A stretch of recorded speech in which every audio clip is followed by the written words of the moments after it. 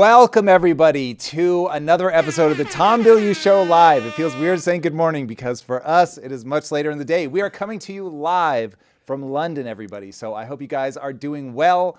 We have come straight from the airport to you guys. So it has been a long night, but we are ready to rock and roll. And it is a big day, given that Trump and like almost 20 of the biggest CEOs on planet Earth descended on China for the historic U.S.-China summit.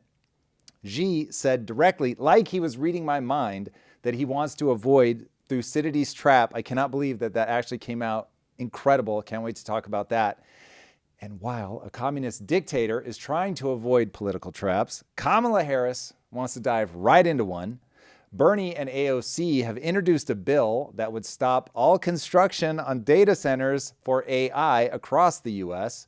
Gavin Newsom has claimed that he has balanced the budget, but he hasn't. Spoiler alert. And Christopher Nolan has managed to anger a very large section of the internet with his casting and stylistic choices for the Odyssey. Drew, welcome to London, man. Hello, Governor. Hello, mate. Hello, mate. How we doing? All the people in the studio are going to be pissed off. Sorry, guys. They're going to hate every bit of that. Everybody watching, if you're from the UK, we apologize now. Have you been to London before? Yes. This time number 2. Oh, that's right. That's right. You've been here with Lynn. Yeah. Done the whole thing. Our boys behind the scenes, G, Eric. First of all, thank you guys for coming with us. It's their first time in London. Nice. So I was excited to share it with them. I don't know if you know about that, but this is their 5-year anniversary at IT. So shout out to G and Eric, who's been holding IT down since the Mindset days. Literally since the Mindset days is wild. Big shout out to them. Them boys. Okay, I was like going crazy on the chat on Monday. I wanted to say so much because Trump brought... But you were getting in fights, or? Trump brought everybody to China. He brought... Literally. Like, okay, I'm not a Bernie guy, but he's not beating the oligarch allegations because it's like Jensen, Cook. I'm like, are they about to make a megacorp? What is happening right now? They've already made a megacorp. Yeah, it's nuts. It is crazy. I think this one was very smart, though. Yeah. If you want to get a deal done, you've really got to bring the people that can make a decision there on the spot. And then also Trump understands that showing respect to Xi and acknowledging China as a peer is a very big deal. Mm-hmm. And there's going to be so much debate about whether I saw people saying that Trump humiliated himself and that this was all orchestrated by the Chinese to make him look bad. That is not my read on the situation at all. Mm-hmm. So I was really excited to see what we're doing there. Everybody's heard me talk endlessly about Thucydides Trap, and this is going to be the biggest thing that we all have to think about is what's going to happen from that perspective. And so to hear Xi call that out was incredible. So for me, my takeaway is very clear. The U.S.-China summit was very encouraging for anybody that wants to see the U.S. and China find an economically viable path to a new world order. Whether we want there to be a change in the world order or not, it is happening in real time. By the way, read the book, The Fourth Turning is Here. It's the latest edition of the book, The Fourth Turning. It is very insightful about what we're about to go through. Nobody can see with a crystal ball exactly what this is going to look like. But I've got to say that the way that at least Trump and Xi are verbalizing their understanding of each other, it shows that this is going to be a far more economic path forward. This is one of those breaking moments in history where it can go one way or the other, where we really do end up on the wrong side of the Thucydides trap, or we can avoid it and become the fifth. So 12 out of 16 of the last times that a declining superpower has hit a rising power, they've ended up in open warfare. So I think we should all be praying that we end up being the fifth to avoid it and not the 13th to fall into that trap. And so it's clear from where I'm sitting that Trump arrived in China with dollar diplomacy on his mind, which is exactly, if you care about the middle class, that is precisely what you want him to be thinking about. That's why he took the 20 biggest CEOs with him. We're talking about Elon Musk, Jensen Huang, Tim Cook, the CEOs from Boeing, BlackRock, Goldman Sachs, obviously a bunch more. And Trump said that he did this because he wants Xi to see he brought all this economic horsepower with him as a sign of wanting to get deals done, showing respect to China, and that he's sincere in wanting to find a mutually beneficial path forward. Now, look, there's going to be a lot of talk. They're going to be saying all the right things, including my fantasy of Xi acknowledging that he doesn't want to end up being rivals with the U.S., that he wants to find a better way forward, but also just to actually carve out something that is economic in nature. So whether we get all the things that they talk about or not, that will remain to be seen. I'm obviously not expecting even say half of what they said they were going to do to come to fruition. But man, just the fact that these guys are really saying, and I think it goes something like this, they're not going to say this part out loud, but we're both in a slightly economically weak position right now. And the only one that can really help us is the other person. And so China, if we can find a non-hollowing out of the middle class path forward with them, so them buying more oil, them buying LNG, which are things that they've signaled that they want to do, them not being a problem with Iran, which they've signaled they're not going to do. All of that stuff would be hugely beneficial for us. So if we can go down a path there where we are finding different ways where we can each be good for each other, I think that something really positive could come out of this. Now, the one thing that obviously Xi put on the table aggressively was his stance on Taiwan. And he's making it very clear, hey, rainbows, sunshine, all of that, but if you fuck with Taiwan, I'm coming for your neck. It wasn't quite that aggressive, but it was pretty close. And he basically, I heard people talking about the way that it sounded in Mandarin was far more aggressive than the way that it was being translated. And that Xi really was putting on the table, don't fuck this up. He didn't go that far, but very aggressive, apparently, if you understand Mandarin, which I do not. But it is believable to me that he would be taking a very hard stance on that. So I think that's going to end up being the big question of the relationship between the two. I think that Xi is going to signal that he's willing to do business. He's going to signal that he'll stay neutral on Iran. But in the background is Taiwan. And so I, for one, am going to be very curious as to how Trump is going to play that. Is that the card that he's going to be willing to give on if he thinks that he's getting enough other things? And so that was the part that was suspiciously missing. Trump wasn't commenting on Taiwan, even when asked directly. And I didn't see any credible reporting on the take on the rare earths. So I'll be very curious to see what the reality is there, because needless to say, that's going to be one of the most important things that we need to get out of them. But it was interesting to see how far into the background Iran really slid. Xi was very positive about that, saying we absolutely cannot let them have a nuclear weapon. So the fact that we agree on that, big deal. They absolutely cannot keep the Strait of Hormuz closed. They absolutely cannot charge a fee to send ships through. That he supposedly, this one, I didn't see anything direct from Xi on this, but reportedly that he was also saying that he wasn't going to be sending them any military aid. So all of that would be incredibly beneficial. And he said, this one I did see quoted quite often, that he said something along the lines of whatever the U.S. needs to resolve the situation in Iran will be willing to do. So obviously that's not quite true. There are going to be a ton of caveats that they would put around that, but that kind of language is really, really beneficial. So my thing is, watching the U.S. cover this is so fucking obnoxious. If I can just beseech everybody in this audience, I know many people are here hate watching. Hi, it's good to see you nonetheless.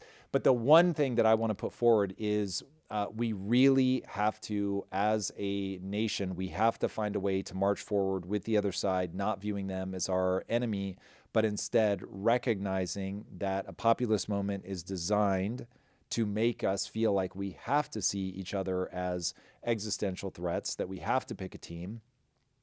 If we can really set that aside and just talk about, like, where are you trying to end up? And then the thing that's being negotiated or discussed in that moment, is it more or less likely to walk you there? And I think a lot of times people, the thing that they're aiming at becomes a confession unto itself. We'll talk more about that when we get to the Kamala Harris thing.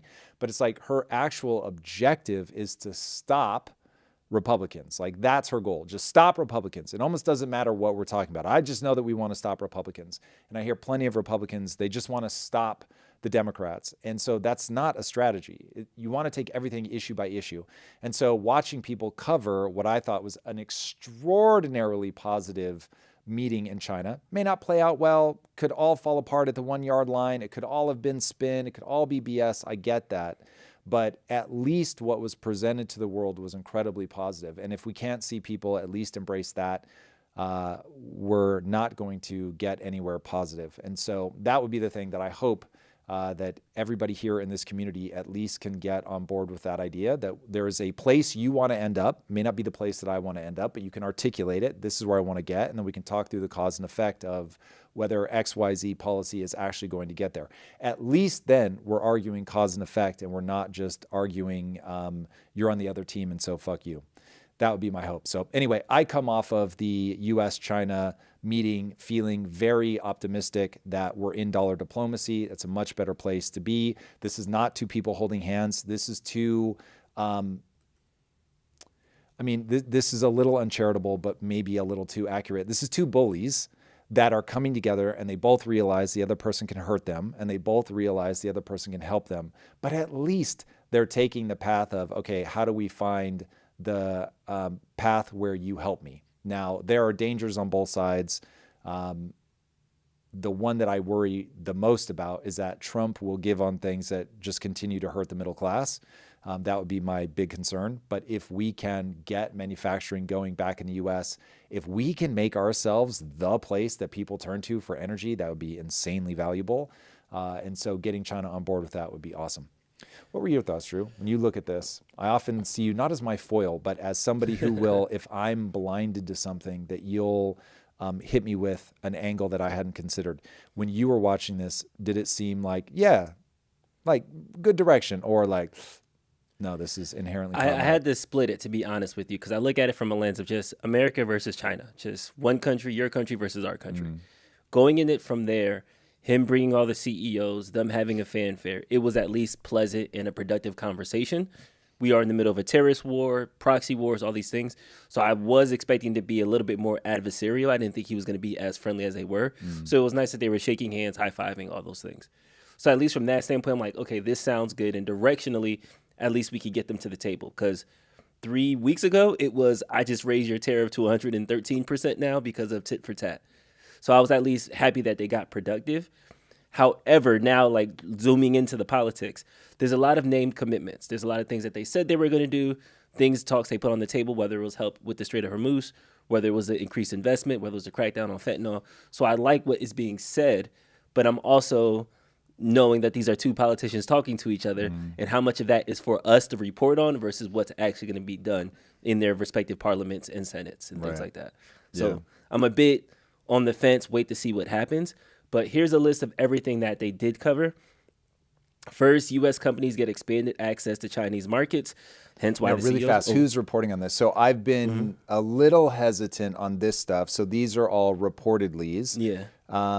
Is this an account that we know? This Ronald is Carter? U.S. I don't know. Yeah, no. There's somebody, but they broke down all the other, pretty much out. They put all the other tweets together. Yeah. Got it. Are these from official tweets? This is just stuff that's been reported on Twitter. So, of course, this is not, we don't have any published dates, but these are just agreements that they talked about while the meeting was happening. Reportedly. So the companies getting expanded access to Chinese markets, Chinese increased investments to the United States, China's cracking harder on fentanyl, China to buy more American agricultural products. I know soybeans was a big thing. Strait of Hormuz must stay open, and both sides are committed on it not being charged or militarized. That part was interesting to me because everybody looks at Iran as baby China. So if China says it has to be open and it has to be charged, no tolls being charged, effectively that would make the war be over from my standpoint. Am I missing something on that? It's definitely not the war being over because Iran is its own country. And if they still view this as an existential threat, they're going to fight back to the wall. If China has abandoned them, it's going to limit some of their options. But China will not have abandoned them. So will they be either full stop, we're not going to give you actual military aid, or at least slow to do it? Probably. Will they start putting diplomatic pressure on them to open the strait back up? Probably. But ultimately, if the U.S. and China path starts getting wobbly, then they'll happily throw their weight back behind Iran and say, as a point of leverage, like, hey, if we're not getting Trump out of you what we want, like then all those things that I said about that, you can just forget. And I do remind myself, these guys are one argument away from being like, nah, fuck it. So that is, I think, an important thing for us to remember. The egos are gigantic. And I really encourage people, if you are politically inclined, if this moment feels important to you, read about Xi Jinping. He is ruthless. Like, this guy is a Mao type figure. He's not a Deng Xiaoping. So if people know the history, Mao kills tens of millions. I mean, 45 million plus. Some people clock it up to 100 million. So imagine being a leader of a country and killing, at minimum, the most conservative estimate is 45 million. Crazy. So imagine killing 45 million of your own people. Like, what kind of person are you? And all the while, by the way, he's exporting grain as his own people are starving to death because he wants people to believe that the socialist policies are working. And he starves God knows how many more of them to death to be able to see, look, we've got so much grain that we're exporting it. Now, it wasn't like he didn't know what he was doing. He knew what he was doing. And so when people go that are like close to it, oh, no. Xi is like Mao. He's not like Deng Xiaoping, who when Mao died comes in and goes, doesn't matter whether it's a black cat or a white cat as long as it catches mice. Meaning, as long as communism makes life better, if it's actually secretly free market capitalism, like, hey, it's all good. And so if Xi were more of a Deng Xiaoping character, who is still brutal, he's the guy that shot everybody in Tiananmen Square, don't get me wrong, but I'd be in a much like more relaxed position. But this is a guy that's purging his military. This is a guy that's there was just a coup a couple of weeks ago. Yeah, well, not a coup, but if he thought you were even looking sideways at the word coup, he was coming after you. Gotcha. So I do remind myself of that. And then for sure, Trump has authoritarian tendencies in the extreme. He's an egomaniac, narcissist for sure. So it's like, you put these guys together, you got to be a little bit careful. But they are both, I think, acknowledging that from an economic standpoint, if they partner up, they're more likely to get what they want back home. And one thing I think people forget about the U.S. economy is we buy shit. Yeah. That is our economy. We buy shit. So if you're the world's producer, which is China, nobody's denying that that's what they are. You need the economy that's the we buy shit economy. So they need us. We need them. Like, if you just look at rare earths, like that alone, the way that they could really cause problems for all of our modern technology. And so I think they're at least making an attempt to be reasonable about that. Yeah. And now going back to the Thucydides Trap of it all, it was interesting that he brought it up. Different reporting is talking about how people are saying that was a slight hint at China, saying that you guys are small time and we're going to take your spot. Some people are saying that was fighting words, whatever like that. But with him being this ruthless figure and knowing that Thucydides Trap is on this table, do you think that there's at least a section of his government that's like, okay, how can we take the U.S. down and take him over? 100%. He's talked very openly to an internal audience about that. There's a book by Kevin Rudd called On Xi Jinping, which talks about this. Xi has said openly, we need to start being dismissive of the West, obviously meaning the U.S. So if you think of Xi as like a warm teddy bear, he's like Winnie the Pooh and he's just trying to get this all done, that is very wrong. This is a ruthless dictator that will do whatever he needs to do to keep his country moving in the direction he believes they should go. So with that said, I think that he really is trying to get something positive going, but he's tough. So this is not going to be easy street. I'm expecting there to be lies, manipulation. I think he is trying to win. So the AI race is going to be, China is trying to be the leader. We're trying to be the leader. We're going to come head to head on that. So neither of us is giving up the desire to be number one. This is where you get into spheres of influence. So I think the concession that has been made from where I'm sitting is that the U.S. is not trying to say we're the global superpower anymore. Like, we've let go of that. And I think rightfully so, because otherwise you have to try to hammer them down militarily. So you're saying, all right, China, you take your part of the world, we'll take our part of the world. And they're going to keep, like, China's going to test us on Taiwan. We're going to continue booting them out of the Panama Canal, out of South America in general. Like, there's going to keep being all of that. And so it's going to be a very delicate dance. Copy. So going to the Thucydides Trap to round that out, everybody has been talking about this tweet that President Trump has sent out saying that when he referred to the United States as a declining nation, he was talking about Biden. He wasn't really talking about me. So I'm just going to read the second paragraph of it to kind of hold the it. Very long, the lady doth protest too much. Exactly. Yeah, I'm not reading the full essay that he sent out. If you're not looking at your screen, this is very long. The second I saw this, I was like, okay, so this one, either people are giving him shit about it, and he doesn't want it to torpedo his deal, or he's had to come up with some sort of rationalization of like why he doesn't need to be mad about this, which by the way is smart, because to derail this, Xi, I mean, I'm mind reading, but I feel very comfortable mind reading. Xi looks down on the U.S., like gets it, we're up here, yada, yada, but it's like, we're China, we've got, 5,000 years of history. You guys have 250. It's like, you guys are nothing. So, I think that they see themselves as a middle kingdom. Xi has talked very openly for a long time about we're playing this really long game to take the number one spot. And the U.S. is a declining superpower. So I am the most pro-America, but if we can't be honest about where we are, we're never going to get back out of this path. So if he doesn't have as a default in the back of his mind that will slip out from time to time, that we are rising, you guys are declining, I'd be shocked. So of course that's going to come out. We can get into, if you want to push down this path, but we can get into like, well, is China actually declining? There are plenty of people that'll make the argument, Peter Zion being one of them. No, the demographics game's already played out. He's bluster. It's all fake. China is dying. That read to me seems stupid. So anyway, I think he does believe it. And if we don't believe that we're bigger and better than China, or at least capable of getting back to that top spot, it's like two MMA fighters. Don't even go in the cage if you think you've already lost. So I think we're thinking the same thing. So I'm not weird about that. Nice.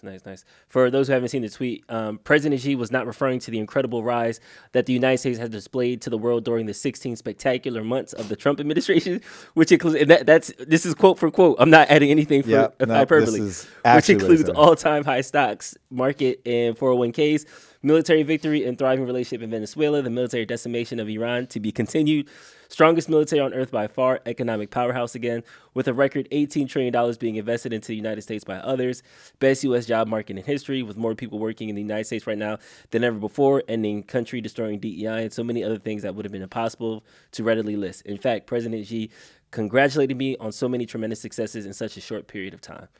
So to your point, Trump is talking his stuff and saying that I'm not the Thucydides Trap. Biden was. I'm the one that's turning that tide around, but we shall see. There was an interesting conversation about China that a lot of people were saying, we're so worried about falling behind on China when it comes to AI and chips.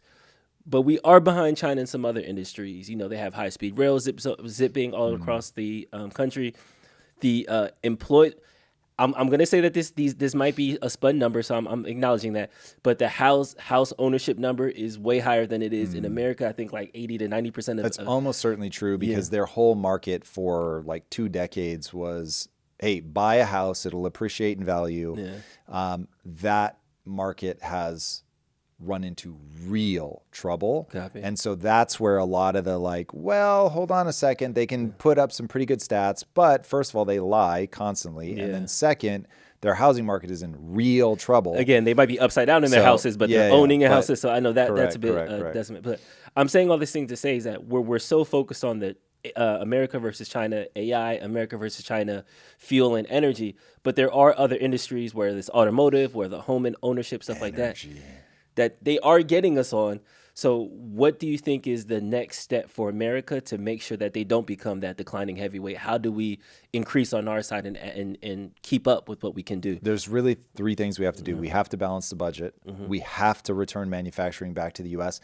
even it, like, I want that to also be a thing that generates jobs. But even if it were all roboticized, you've still got to bring this back. Otherwise, you're back in that position where you're going up against somebody that controls your future in a really distressing way. And then we've got to win at AI. And so that means energy and data centers. Nice.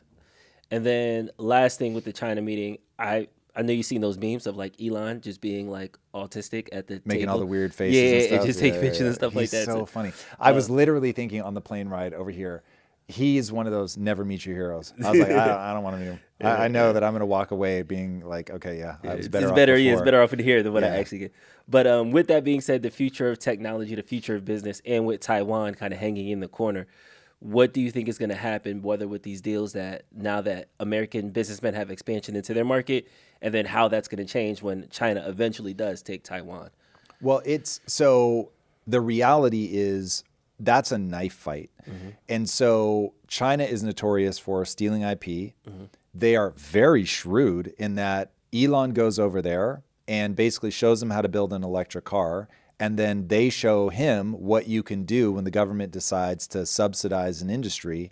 And then they blow past. I mean, as far as I can tell, they're just out producing. They're coming up with better features. Now, I don't know if they have the same self-driving capabilities, so maybe we're outplaying them there. Not close enough to that one to know. But seeing all of the propaganda that they're running on BYD to basically like make us jealous, make us want it, like it's really, really smart. And so from that perspective, opening it up is incredibly important because it will be a tremendous amount of revenue for us. Like even I think as a game developer, I'm like, bro, I want my game in China. Holy Jesus. Like the market is so big. So it's like whatever we can do here, what's it there? I mean, okay, you're localizing it. So let's say the market's 2 or 3 times the size, cut it in half because you're localized. You're just going to be a little bit off for them. But it's so big, man. You're basically doubling your market. This is why you've got, who's that pro wrestler that speaks Mandarin? Oh, God. No, come on. He's so famous. Oh, Jesus. Eric knows wrestling. Chat knows. 1,000% chat knows exactly who I'm talking about. So John Cena? Yeah, John Cena. Thank you. So they understand that the market is massive. And I get that we're in a weird moment where people have got a clown on you if you are doing anything to nod to China. But the reality is if you're trying to run a business, if you're trying to build a franchise, like, of course, you want to go where the people are. And they are like, China's just massive. So from that perspective, it'd be great to have the markets open. It will help with our GDP. And also, I like the idea of selling them things. So in the position now where we're just buying everything, that's a much weaker position than if we're making things and being able to sell them into China. And I also want to go head to head. Right now, I think Americans have gotten super soft. Dude, again, I'll just promote the book, The Fourth Turning is Here, where it talks about what happens to the generations. And it's so knowable. And you get the book refers to millennials as normcore. Normcore? Yeah, I need to like go deeper to make sure that I'm interpreting that the way that it's meant, but that they're not striving for like greatness. They're not, so they reference Gen X, which is me, as wanting to compete, sorting each other into winners and losers, they call us the nomad generation. So we were basically under-raised, if you will, latchkey kids. It is pretty wild when I talk to a millennial about how they were raised and I think about how I was raised, like it's crazy.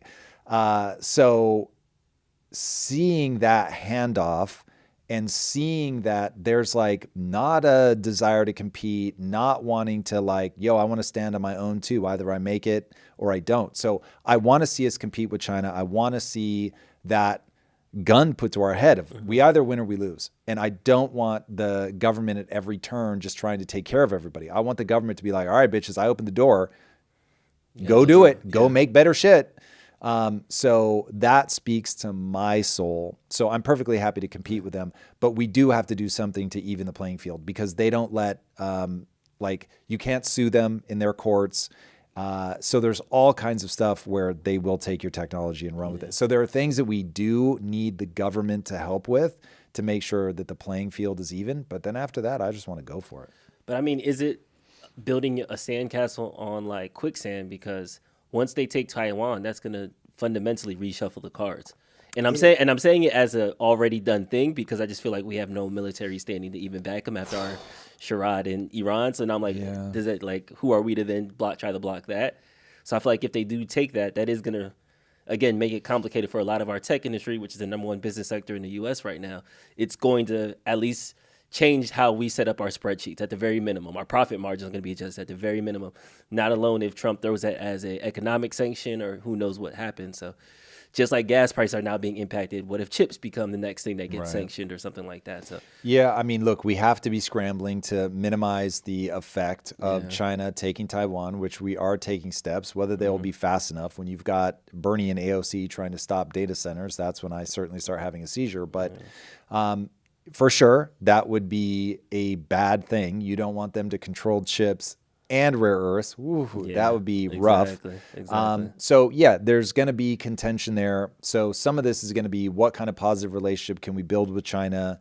And then like, let's say that you've got a year to 2 years before they go into Taiwan. And then let's say that by then you have a positive relationship and that buys you another year to 2 before something goes weird. What can you get done in 4 years to mitigate the impact of them taking that? That's certainly one of the options on the table. The other is, despite what happened in Iran, that you throw a military roadblock to try to delay. That's really going to come down to the calculus of how much are we getting out of Taiwan at that point that we can't afford to lose? And then what does it do to our allies if we say, hey, we're going to back you up, and then we don't? And so that'll ultimately be the calculus there. But man, this is just gut. I do not have anything to back this up, but my instinct is that Trump is going to be pretty lenient on Taiwan in exchange for other things. Like I could see him just flat saying, we gotta, that's China's sphere of influence. They've got to deal with that. And he starts like his campaign of just dropping like little hints here and there. We'll see. I don't have strong conviction that that's how we'll play it. I'd have to like do a lot more research, but that's my instinct now. Once you gave me the timeline, that's what I thought. Because if you can buy yourself 3 years, I'm out of office. That's the next guy's problem. Like, you got to deal with also Taiwan. Part of it. I think he does think a lot about legacy, though, and so I think he does care pretty deeply about what happens after he's gone. If a Republican takes his spot, if a Republican doesn't take his spot, then he's got all the excuses in the world about, well, I tried to set you guys up, but you then flushed everything down the toilet. But I think he really does want to see his legacy cemented by following it up with another Republican candidate that is, in his mind, of his like yoke. So whether that is J.D. Vance, whether that's Rubio, but someone along those lines that's come up under him that he's spent a lot of time with that will want to carry some of these things forward.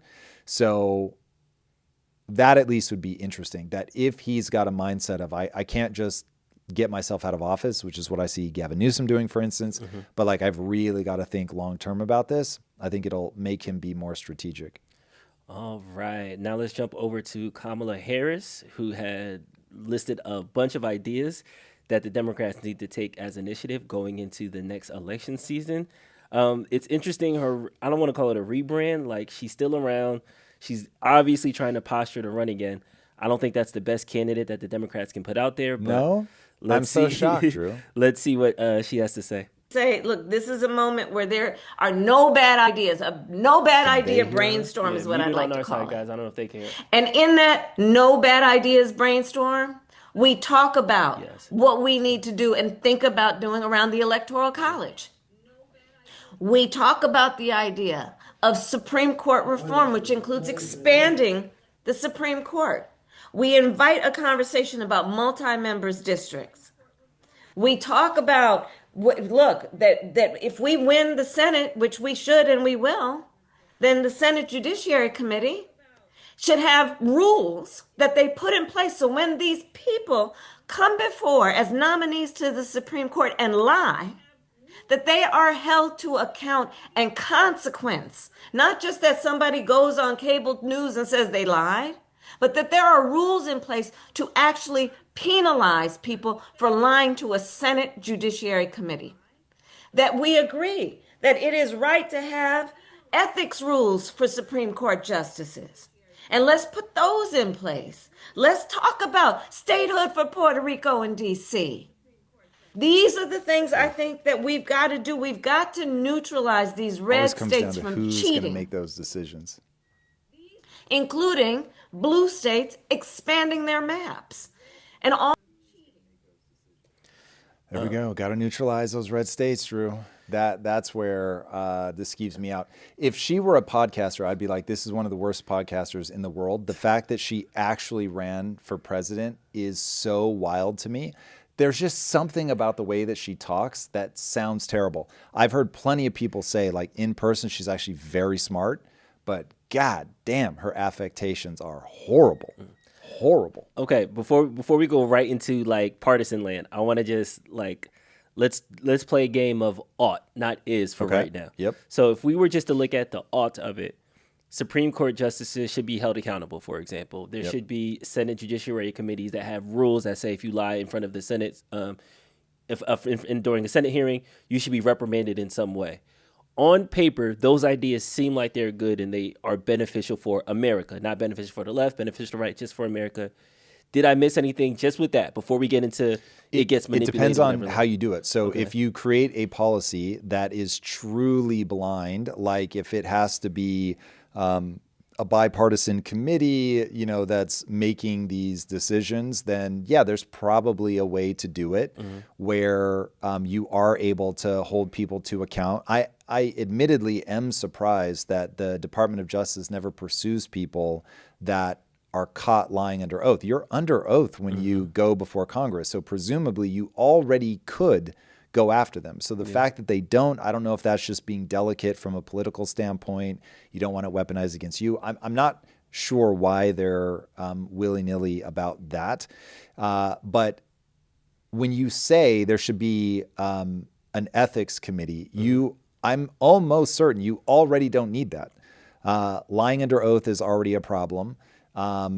A Supreme Court justice saying during, like when you're putting them through testimony, if you say, how are you going to rule on Roe v. Wade? And they say, oh, I'm going to rule this way. And then you put them in office and they rule the other way. How would you ever know that they didn't just change their mind? You wouldn't. So you would say, but you said that. And then they're going to say, yes, I understand that. But they pled their case, I actually listened, which is what you should want a Supreme Court justice to do. It changed my mind, and now this is my new stance. All I could do at the time of the hearing was tell you what I believed at the time of the hearing. And there's no way to peer inside their soul and know if that's actually the truth or if it was all just political maneuvering to get into the office. And so that's where I'm like, I get it. Like at a high level, it sounds great to say there should be ethics. These people should be held accountable for being ethical, and I agree. But when you get to the specifics of, okay, wait, what are you actually trying to address? Who's going to determine what is and isn't ethical? Like we already have a constitution. So theoretically, between that and the law, it's like all of this stuff is already covered. So the thing that they're trying to get to, in my opinion, is they want to be the arbiter of these things. Like they want a thing in their back pocket where they can say, we think you violated this ethics clause and therefore you're out.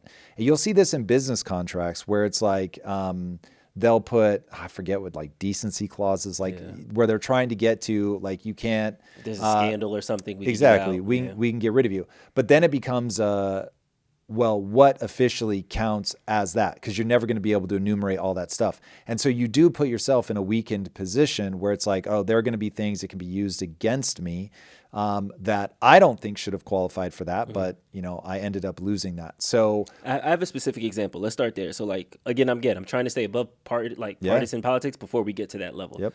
So there was the Clarence Thomas case. A couple years ago, he was wined and dined by a certain, I don't know if it was a pharmaceutical company. It was some private industry. They took him on a fishing trip, put him up somewhere in like Wisconsin or something like that. It was a high, expensive trip paid for because he had a big case coming that they were had a direct interest in. He said he didn't disclose that, didn't say anything about it. Ended up ruling in their favor when it was then brought up. He like lied about it, and since then that was just kind of it. He got caught for his lie. We had a week in the press about it, and then that was it. He didn't get stepped down from the bench. Nothing happened with his cases. He didn't have to go in a timeout, anything. But presumably, and I don't know the rules well enough, but presumably there's already rules for that kind of thing. And so I would have to look at, was there a committee that looked at that and determined, oh, this isn't that big of a deal? But I cannot fathom that there either is a rule and therefore it is a problem, or there's not a rule, and while we may not like it, it's not a problem. Gotcha. And so I see stuff like this all the time where it doesn't, like, it's enough to get the ire of people, but it's not enough to actually pursue. So I don't know that case well enough to be able to comment anywhere other than at the 30,000 foot level. But you know, my thing on this is always put a policy in place, not knowing who it's going to apply to. And if everybody agrees, cool, that's how we're going to adjudicate this stuff moving forward. Great. As long as it's a policy, I'm all for it.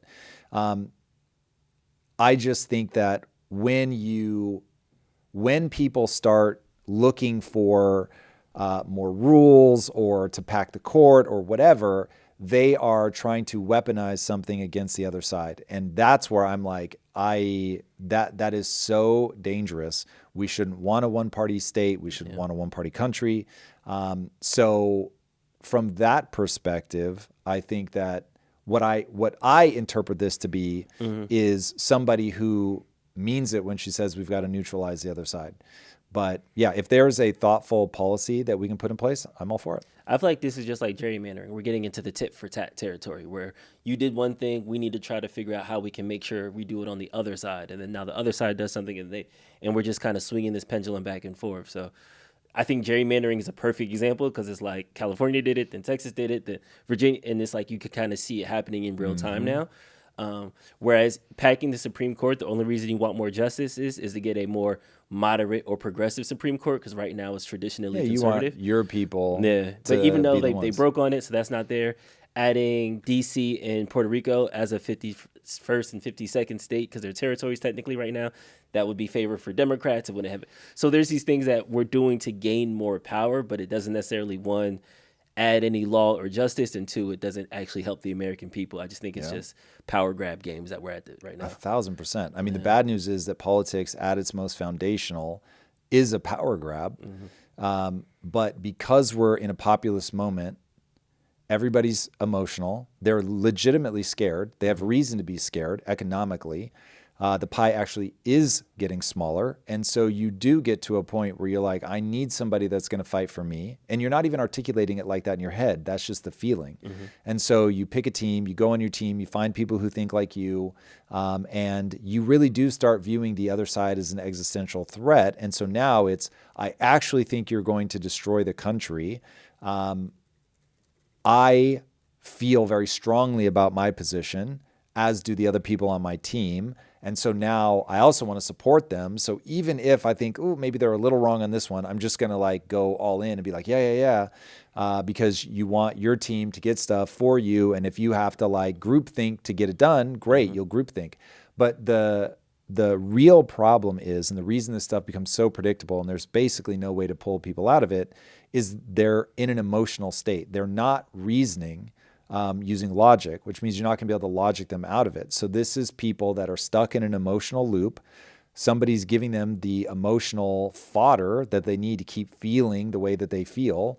And you create this flywheel that makes everybody believe that the right path forward, like legitimately from there, if you asked them, like, is this an ought thing? This is how the world ought to be? They would say, yes. Like, this is just how the world ought to be. And they will be aghast that you think differently, like legitimately surprised that you could view the world differently than they do. And so that's what happens when people are reasoning emotionally.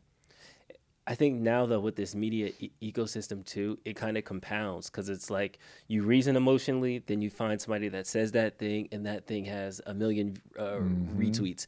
So now it's me, my emotions, and my community that supports my emotions.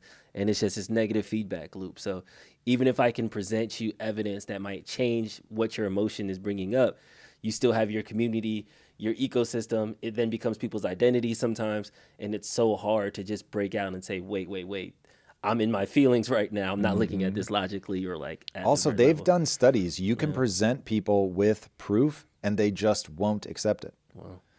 So welcome to the human condition. So I've brought this up on the show before, but I become increasingly anecdotally, I haven't gone deep into the study, but there was a study that showed that the human brain may in fact be optimized for being right and not identifying the right answer.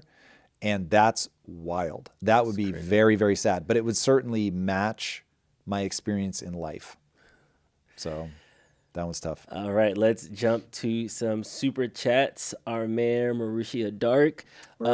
He sent me super Slack chat on Discord. He was like, my new work schedule, I can't watch live, so I try to get you guys early and stuff like. So I appreciate everybody. Like, I love the Discord community. But wait, he's here right now. Yeah, but he sends them like, I don't know what he sends them before we start. Really? We roll live. Oh, like, man. I don't know. I'm sad about that one. Yeah.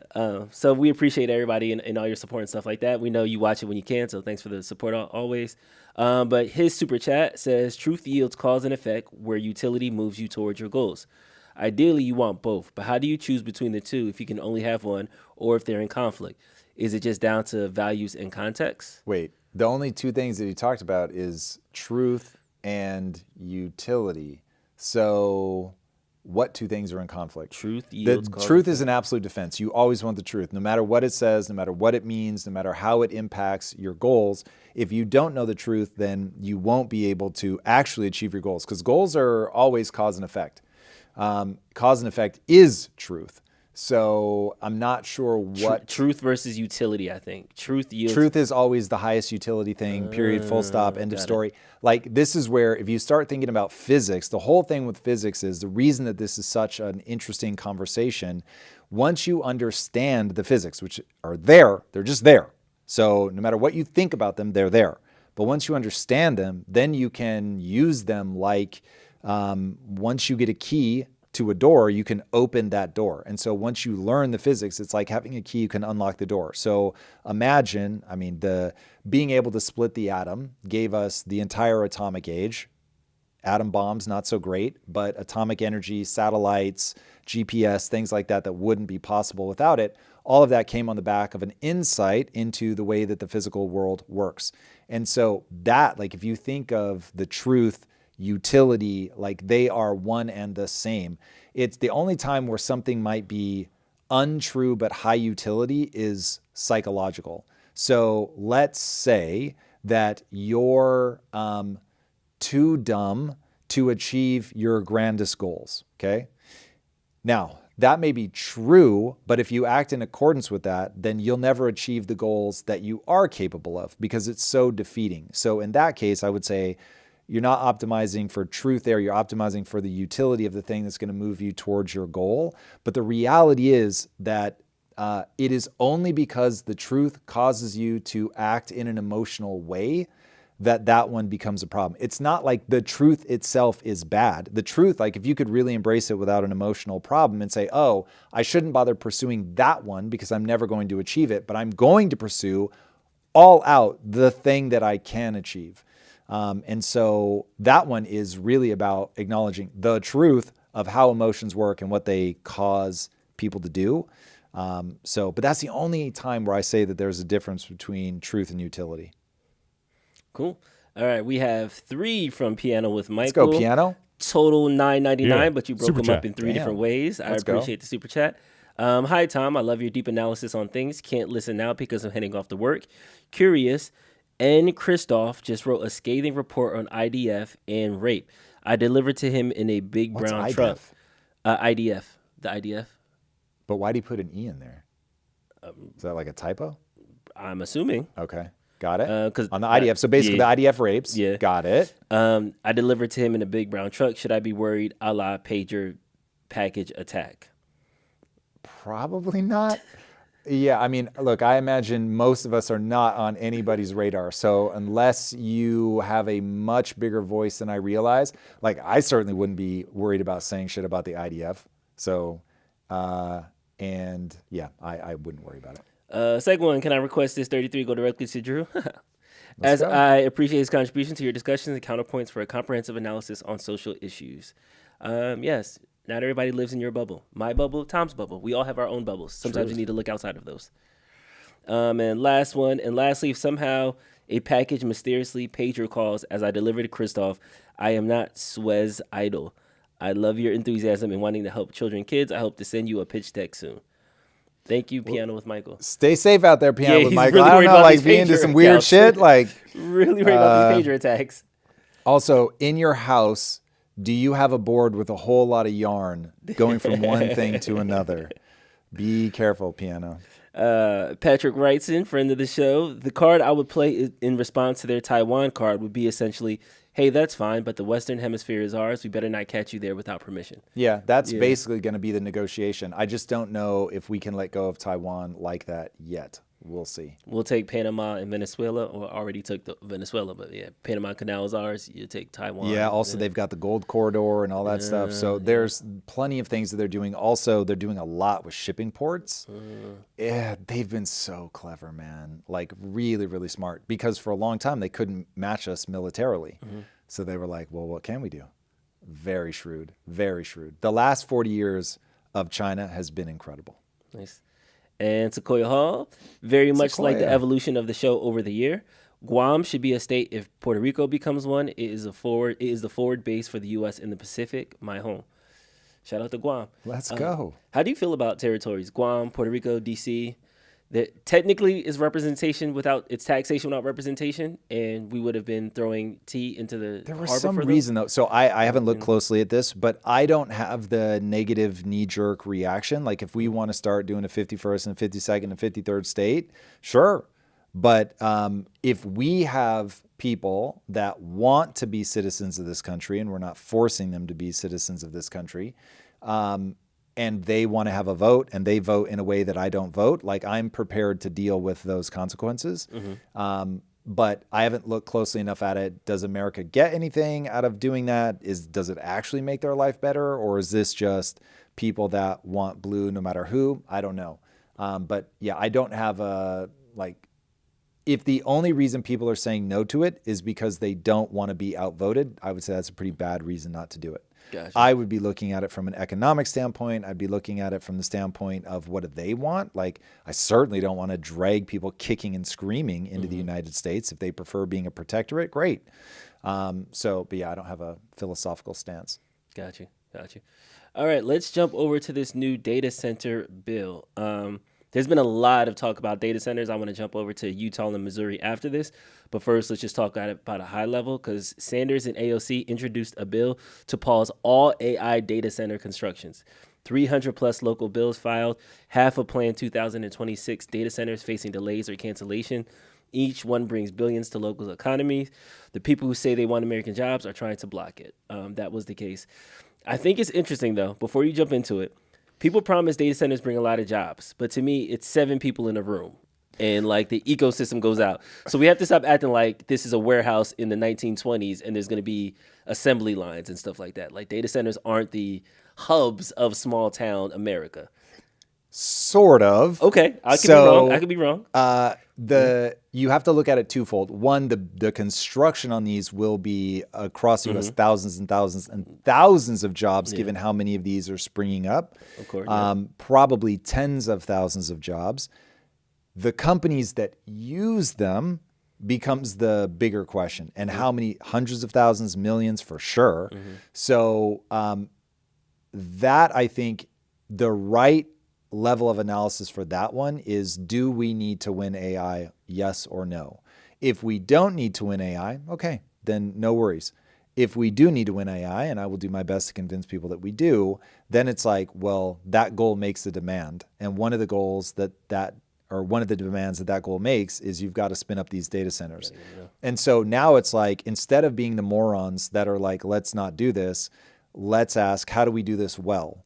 Now, part of well is going to be fast. Like you are in a competition, and I get that people don't want to think like that, but the reality is you are in a competition, and AI may be the winner take all scenario the biggest winner-take-all scenario of all time, where if there really is AGI and there really is fast takeoff, meaning the first one to AGI that can get it to self-improve, it will do 20,000 years of improvement every night. I mean, it really, I don't mean that hyperbolically, I mean that quite literally.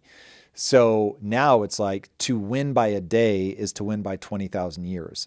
And so you really have to be careful. Now, that may not come to fruition, and maybe large language models are not capable of that, and maybe we never get to AGI. But it's like, that's really not the gamble that you want to take, especially how fast it has moved, because people will look back on this moment, and the people who are scared of AI are going to say something like the following. You said it would happen in 3 years. It didn't happen in 3 years. And then lo and behold, let's say it happens in 10. And then that person is going to be laughing and saying, you said it would happen in 3 and it happened in 10. And I'm going to be looking around going, bro, the whole world's different. Like, what are we talking about? Like, this is so fundamentally different. And if it happened in 10 and we lost, then it's like, I'm not even thinking about the fact that the timeline was wrong. I'm just thinking about how do we do well in the new world. And I think what we're dealing with now is especially like you've got young people and old people are terrified. And you've got people that just don't like technology, are terrified. So there's a lot of scared people. And I think the one that's really surprising people is how much young people don't like AI. And that shouldn't be surprising because it has taken, like, imagine being 18 again. And you're like, to think 5 years out is a huge portion of your life. Yeah. And now all of a sudden you can't think that far.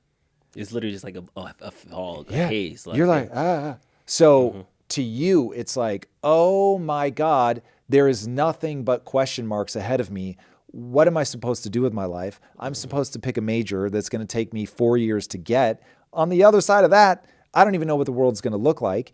I no longer see the path to relevance. I no longer see what's worth working towards. And so, yeah, those people are going to wish they lived in a world that didn't have AI. I totally get it. So I think people need to be way more thoughtful about that anxiety and start helping people understand, okay, how do you deal with rapid technological change? How do you deal with competition? Like, what path should you guys be walking on? And if we can't paint them a compelling path forward, then that's us as the adults in the room problem. We should not just automatically assume that they get it, that they're going to embrace it, that they want it, whatever. We've got to make the case for it. Now, it doesn't mean that you slow down, but it does mean that you put time and energy into it, or you at least stop acting like you're surprised. Yeah. Like this is like a real thing. And one of the things we should probably talk about is, so I don't know if you've been paying attention to this, but Kevin O'Leary, big data center, does the thing, starts getting all this pushback. He's convinced that this is China trying to stop him because he's like, who would want to stop this? Yep. And I'm like, bro, a lot of people would want to stop this because they don't see AI as giving them something. They see AI as taking something from them. And lo and behold, it's two young women that have been putting up the roadblocks. And I was like, yeah, AI is disproportionately affecting jobs that women tend to be more attracted to. And AI is the most terrifying to young people and old people. So it's like they're getting the double whammy of being young and women. So it's like for them, this is just a non-starter, not interested at all. And remember, women are way more drawn to people than they are to things. So for me, I look at AI and it's like, oh shit, this is like robots and stuff. Yeah, like count me in. This is dope. But it's like a double, triple, quintuple whammy for women who are like, not having it. Somebody said the beef in the chat said the beef isn't about data centers themselves. It's about the strain on water and the prices. That's bullshit. Ooh, that is such bullshit. Yes. Like imagine. Yeah, I mean, electric prices are going up. Yeah. But imagine it drove them down. Do you really think people be like, oh, this is so dope. This is making my energy costs go down. They don't give a fuck about that. Look at green energy, dude. It makes everything more expensive. And these motherfuckers are still banging the drum because it's the ought. Like it ought to be this way. Yeah. People are translating an emotion into, well, I'm willing to sacrifice. This is one that I'm willing to super glue my hand to the pavement for or whatever. So 1,000%, that is a post hoc rationalization for a feeling that they have where they are trying to explain why this thing secretly sucks. Because if that were the case, you would be going, oh, China is doing the thing. China is bringing on cheap solar energy faster than anyone ever in all of human history. It is insane the rate at which they're bringing on solar.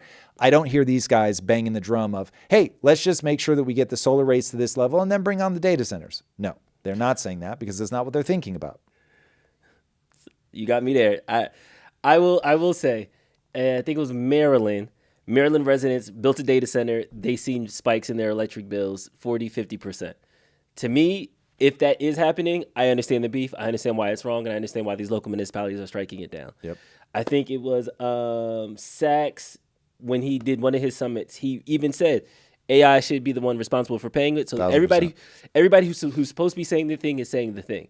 But I think Maryland is that could just be, maybe it was the first one. It was an early example. Maybe that's what happens. Here's the thing. They have every right to be upset about that. And if they were saying, this is stupid, you guys have to fix this before you build, I'd be like, yeah, word. Yeah.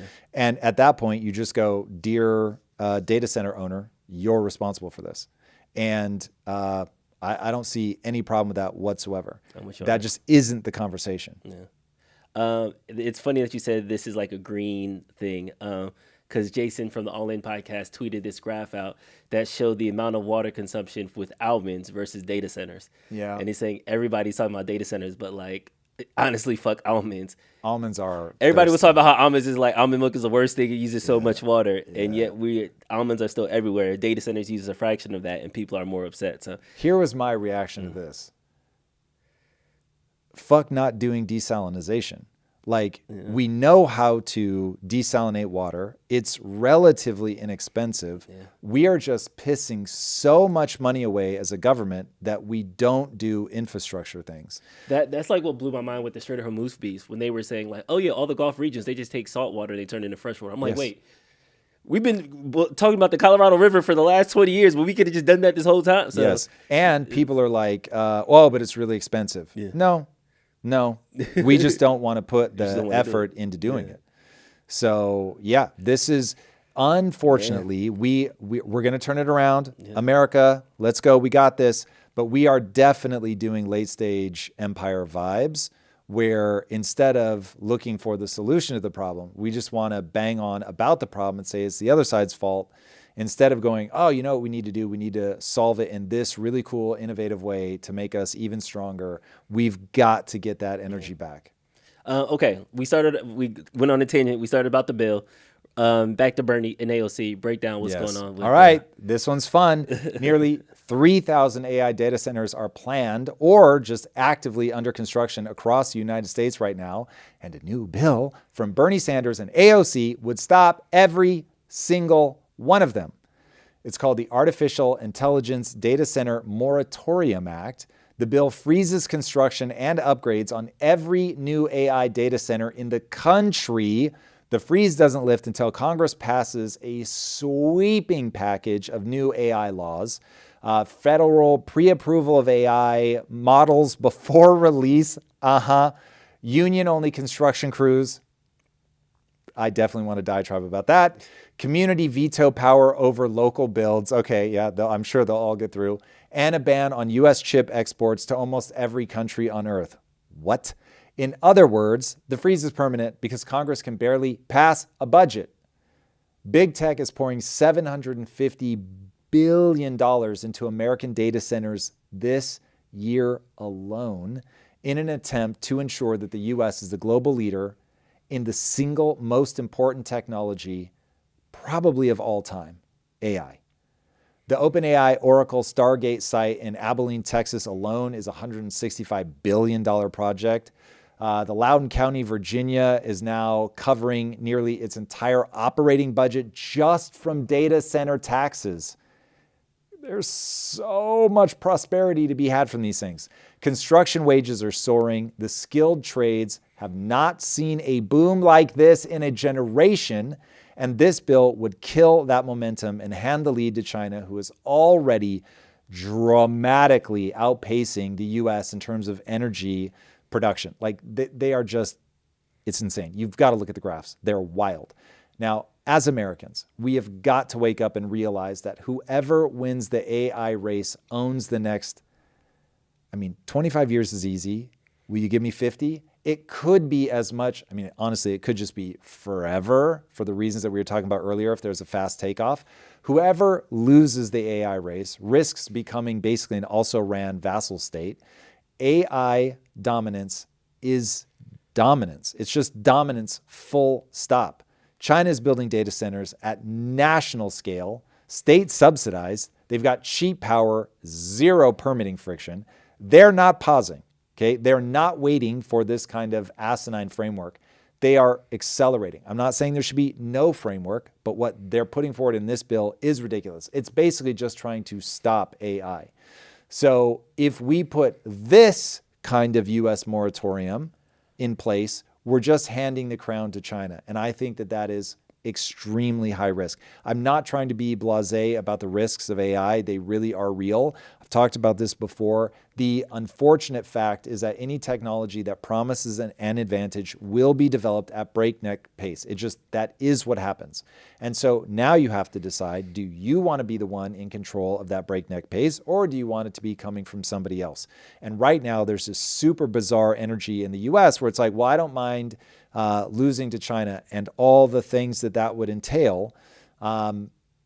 I just think this is a bad idea. And so I just want to throw sugar in the gas tank rather than actually trying to find a useful path forward that doesn't put us in distant second.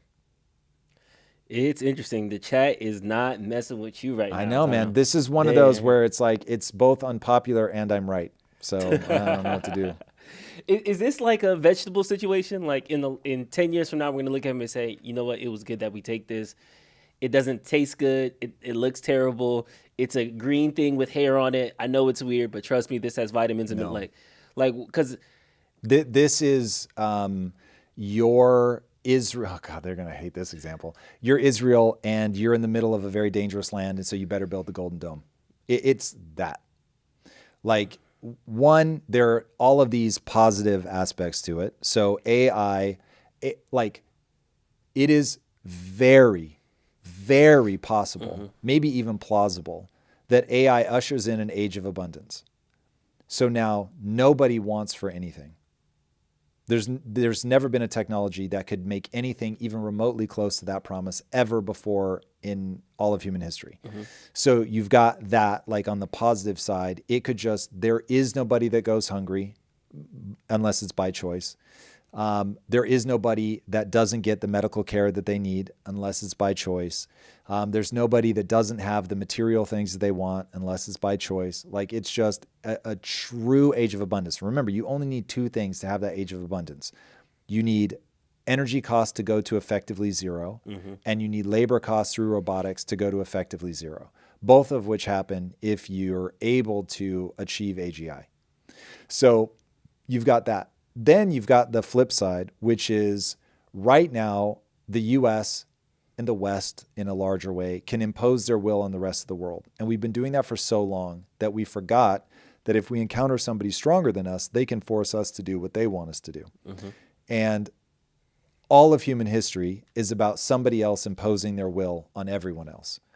And so if I'm right about this technology and that it could be the most powerful weapon ever built, you better be the one to develop it first. And so I can articulate the other side. I understand what they're worried about. I understand the sense of existential dread that they have about, why do I matter anymore in that world? Why would I ever want that? The opening of Dune, I'm sure, speaks to their soul, which is that never make an artificial intelligence in the likeness of the human mind, right? So I get why people have a longing to go backwards, but that isn't how technology works. Technology is a promise of a better tomorrow. And because of that, we will not stop. So it's like, that's the part where I'm like, all you're saying is we're going to stop. not that AI is going to stop. AI is going to be developed. If I thought, oh, well, if we stop, then it stops. I mean, honestly, I then can predict my own future in some ways. And I'm torn because I do like the idea of age of abundance and all that. But I also like the idea of like, I want to tell my stories and I want to make my games and I want to still matter in 20 years. And the reality is that with AI, I don't know. I don't know that in 3 years, the way that I think of game development is going to matter at all. So if I knew it was going to stop, part of me would be like, okay, but it won't stop. Okay, we got to thread some of these things out because y'all are coming at me like, it's like on the chat. So, right. Okay, first and foremost, let's move the environmental piece to the side, right? Fresh water, there is a solution. It's not physically impossible to get more fresh water. We can desalination plants. If your electric bill goes up, that's wrong. The company that is responsible for the data center should offset their own energy costs. Yep. Those two things should be happening. If they're not happening, that's a legislation problem. We can understand that. That's a different conversation. And I mean, we can just ask the chat, are you guys all cool if this just goes into outer space? And if they're like, oh yeah, then cool. I have no more complaints. I love AI. Oh, okay, great. Then I was wrong. And this really is just about. That's a great poll. Let's poll that right now. Are you okay with data centers if they are in outer space? I'm writing that right now. Let's go. Because I think there's been there was just a lot of different conversations about what is the problem with it, and nobody can really put their thumb on it. I mean, I can put my thumb on it. I know exactly what's really going on, and what's really going on is I can no longer understand my future. That is very scary, and that is happening at a time where I'm already feeling like the pie is shrinking because it is, and all of the anxiety created by the economy is putting people there. They actually are in a dangerous situation. They can feel that they're in a dangerous situation. And then we layer on top of that we're now transitioning to AI in the middle of this moment, like it is the wildest thing ever. That anxiety, they are looking for an explanation for. And their explanation is water, it's power costs. But the reality is those are absolutely minor in comparison to the anxiety of, I don't understand my future anymore. I don't understand my value. I don't know what I'm going to be doing. But if they all say, oh, no, that's awesome, then, well, I've got good news for them because Elon, if nobody else, is going to build data centers in orbit.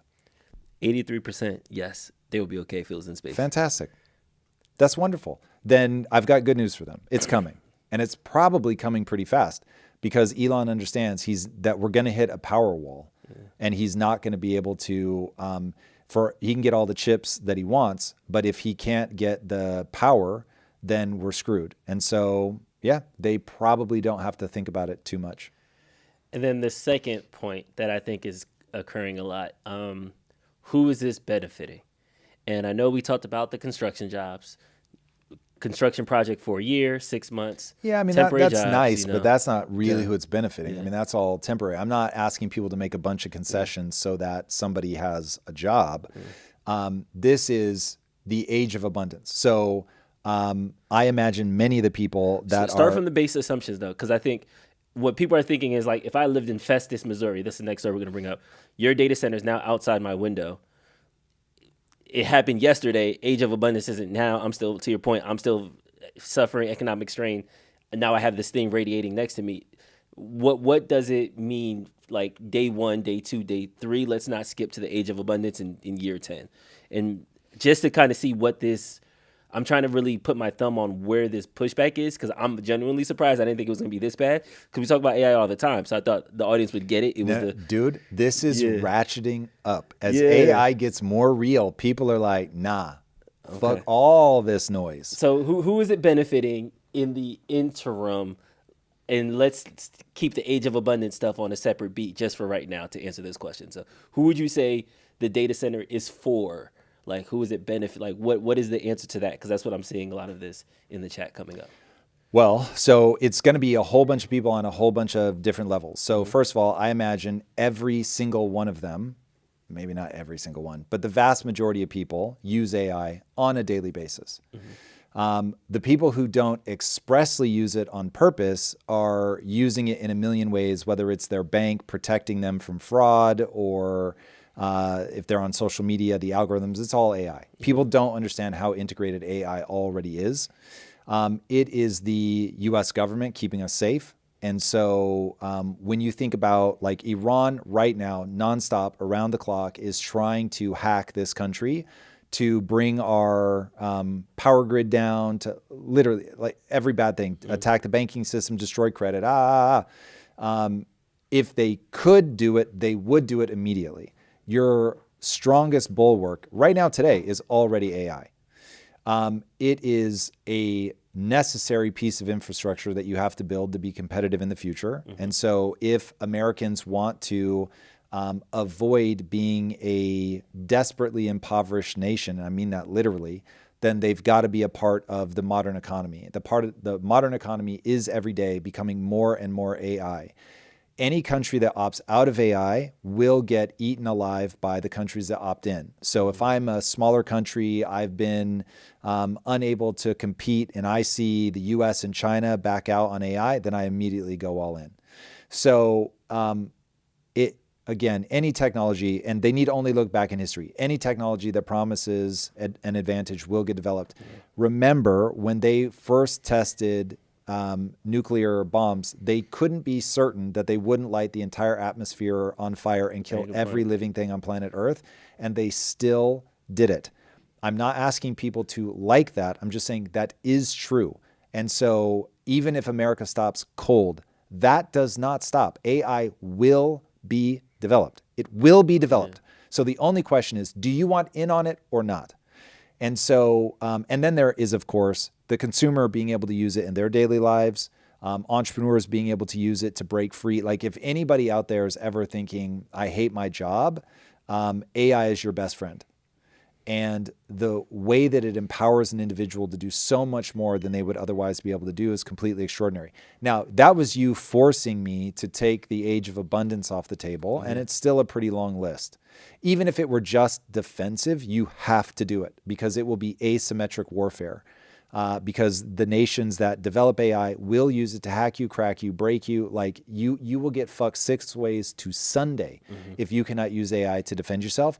This is why Claude Mythos, they had to hold back. They had to go back channel to all the major software makers and say, we just found 1,000 exploits in your software that are critical.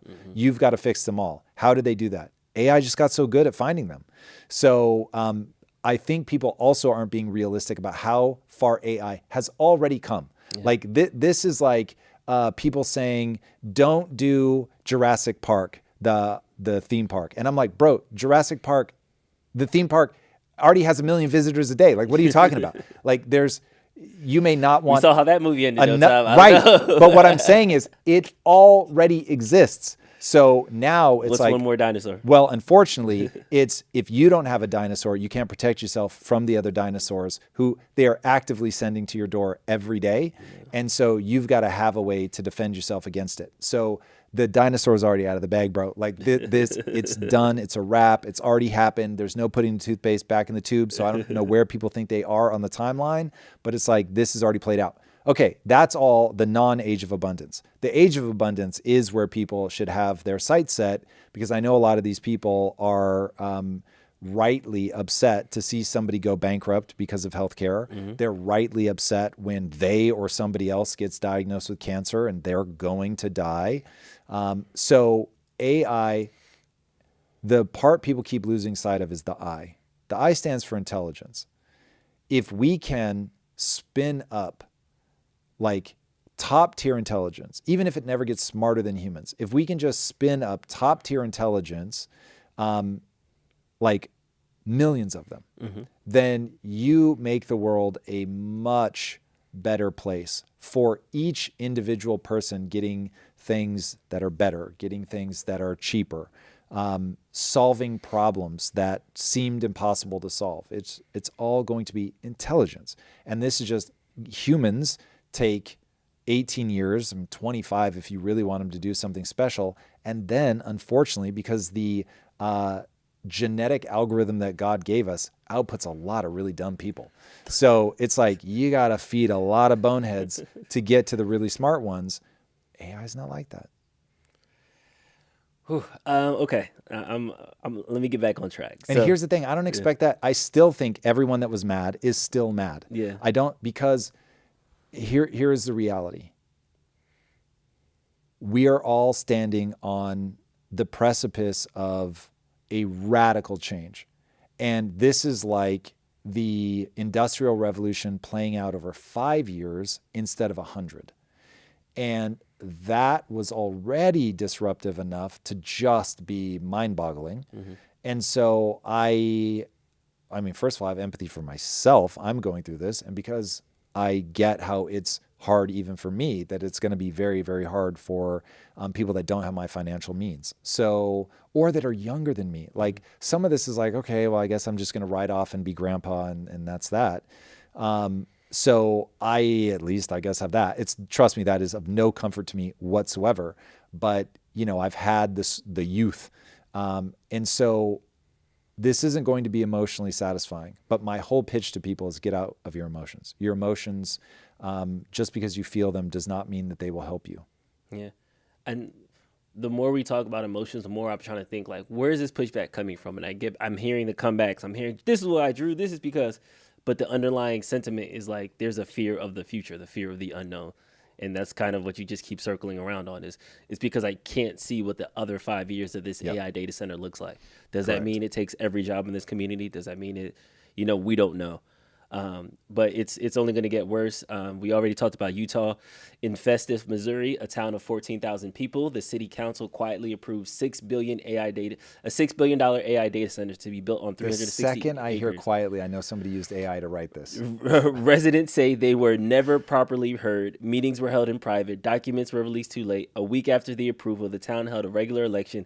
Voter turnout jumped 129%. Yeah. Every single council member who voted yes lost in a landslide. Oh, shit. Sheesh. A 70-year-old first-time candidate beat an 8-year-old incumbent by 40 percentage points. Yeah. Simply because they just on AI. And then we already talked about what's happening in Utah right now with Kevin O'Leary and the pushback that it's getting from there. It's crazy. This was similar to Amazon warehouses a couple years ago, where every small my small hometown in Jersey had an Amazon warehouse pop up. Everybody hated it. We tried to vote against it. It got put up anywhere, and it was just this ugly big building, and everybody was mad. 5 years later, everybody forgot about it, and everybody expects their delivery to come tomorrow. So it's one of those things where the frustration of the eyesore is that going to outweigh the benefit of the technological advancement that we get on the other side? And maybe we just need to figure that out. Of course. Yeah. And by the way, if people were really just worried about how they look, make them look like medieval castles. Have a vote on what they're going to look like. Like, here's the data center, and then here are 7 designs to pick from that. But I mean, if people are really saying this is just an eyesore, you could turn it into something that people would come from all over the world to see. So, but again, it's just that isn't the actual issue. It's part of it. Like, they don't like it. I get it. It's a good pushback. So, shout out to Science Spark. Tom isn't driven by the emotional fear that China develops AI first. How is that getting out of your emotions? So there's a fear of people saying they don't want to get AI developed because they don't know what the implications will be domestically. And then there are people that I'll put you in this category, that your fear that China or other countries would develop AI faster and circumvent U.S. in certain industries. And that's not what I'm afraid of. Oh, okay.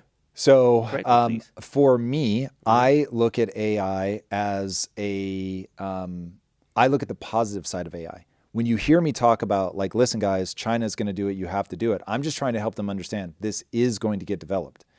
So that's me trying to close a very different door versus me saying, oh my God, that's the thing that keeps me up at night. To be honest, I don't even think about that, because I know we're going to develop it because we have to, because China's going to. So like, that part is like, whatever. It's nuclear weapons.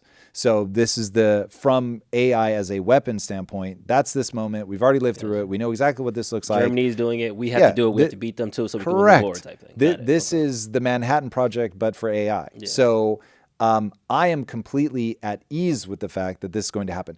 For me, I just keep thinking about, okay, like, this is honestly, if people want to know the sort of naked emotional way that I think about this, which I guess my wife always finds comforting, maybe people want to hear my emotional side. The emotional side for me is, ooh, man, I've just spent the last 4 years of my life building a video game, pouring myself into it. It's one of the hardest things I've ever done in my life. And the thing I kept telling myself about spending all the money and the time and energy was, this is like my final Pokemon form. I don't have to develop another skill set. This is going to like work for me forever. I can't tell you how many times I said that. And then AI came along and I was like, oh, Jesus, like games are going to be prompted. They're not going to be built like I'm building it now. I've just built another fucking skill set that I'm not going to use in 5 years. Like, this is wild. And so that is like, okay, will I even be able to get the game out in time? Will this all have been a waste of money and a waste of time? That's a bummer.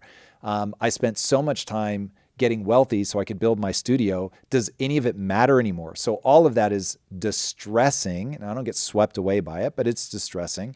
And so then the way that I deal with that emotion is because I know it doesn't matter what you look at, it matters what you see. So then I go, okay, I want to see something different. So what does the world look like on the other side of this, where now I can leverage AI to what? Can I live inside of? Like, can I create a story world that is so tangible that you could like live inside of it? And could I get excited about something like that? And yes, then I get excited.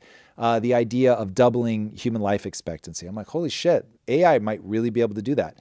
I am not a person that has to have more than the next person. So an age of abundance where I just get my shit, and yeah, other people, they're fighting over like they've got to have more and better and all that. Like, I probably would have gotten sucked into that in my 20s, not now. So I'm just like, yeah, cool. Like, that would be dope. I can like literally just build the things I want to build, and there's no economic anything stopping me. It is literally just my imagination. Yes, please. So that's me doing the jujitsu move of going, the thing I'm scared about is in my life, where I've invested time, energy, resources to get good at a thing that I thought was going to be the next movement of my life, and it may not be. Ipso facto to that, somebody tweeted out that GTA 6 is going to be like the last video game. It's very possible. Because nobody's going to be spend $6 billion on a video game with AI now after a while. It's like nobody's going to spend 6 years to develop like that. That time and effort is going to be declining. So that's why people are kind of crowning GTA 6 that way. Yep. If the leaks are accurate that it's actually coming out this year. So, well, they said it's coming out in November. So we'll see if they push it again. But that is certainly, they've been standing on that for like 7 or 8 months now. All right, let's go to everybody's favorite politician, Gavin Newsom. Is he everybody's favorite? Is he? He wants to be. He swears California is the best place ever. And what do you mean? We're number one in everything. Yeah, got it all on lock. I will say, though, Tom, it was about 2 or 3 weeks ago. You were like, I'm tired of all you politicians talking. Nobody's talking about balancing the budget. Yeah, and fair. Almost, I feel like they heard you because Mamdani balanced the budget next week, and then Gavin Newsom released a tweet that he balanced California's budget the week after that. And I'm like, okay, I feel like they're listening to the show, so they've been listening to you, Tom. They are, Drew. They are. Hey, Gavin balanced it, Mamdani balanced it, and was outside playing football with the kids. So they're taking victory laps right now. But let's talk about California's budget and how there's no deficit this year or next year. And how it's structurally sound. Yeah. Oh, is it true? Structurally sound. All right. Newsom's balanced budget expires the minute he leaves office, by the way. Gavin Newsom says California's budget is balanced. However, the state's own legislative analyst office warns revenues could be tens of billions of dollars lower within 2 years. He's basically had a budget surplus that he shouldn't count on. We're already talking bubble territory. This is like a one-time windfall that he has no reason to believe is going to keep going. He has a structural deficit, meaning without this like blip in time, he knows that it's already going to go back. And so when he gets out of office, which is like is he this year? Is this his last year? Yeah, 2027. So he's out soon. So he's only buying people up through July of 2028. And by the way, just because he's projected to have it doesn't mean that it's actually going to last that long. So the window is basically the entire trick. So Newsom's own budget projects, remember this is his own budget, projects a $10.3 billion deficit in fiscal year 28 and 29, and another $9.6 billion deficit in 29 and 30. So he knows very well that both of those are going to be a different governor's problem. So the revenue that's making all of this math work is a booming stock market and the AI sector, which people on his own team are trying to kill.